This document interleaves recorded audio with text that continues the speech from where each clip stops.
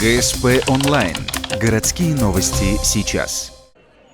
12 июня по Ухте прокатилась третья велоночь.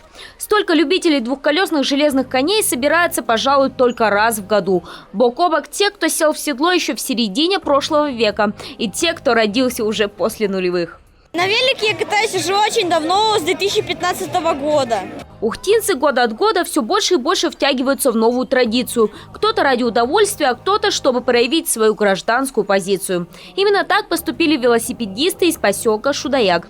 Яркие жилеты сигнализируют: мы за сохранение бора. Шудаякский лес планируют вырубить под новую вертолетную площадку при наличии старой. Мы против вырубки, мы за реконструкцию существующей площадки, которая находится за рекой. В первую очередь мы за безопасность местных жителей, за то, чтобы над нашими головами, над детскими садами, в которых ходят наши дети, не летали вертолеты. На большинство приехавших на велоночь все же отбросили проблемы и оставили дела на потом, нарядившись кто во что горазд.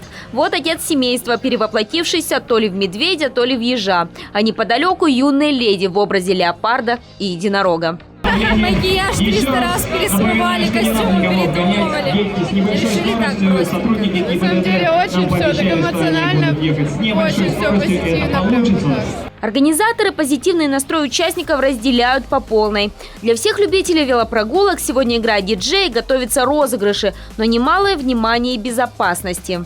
Дистанция около 9 километров, охраняют правопорядок все службы города, милиция, полиция, ГИБДД, администрация города, все приучастны. Движение массовое, весь город. У нас одних организаторов только около 300 человек, поэтому вот видите, сколько смогли, столько собрали. А участников в 5 раз больше. Это только по самым примерным подсчетам.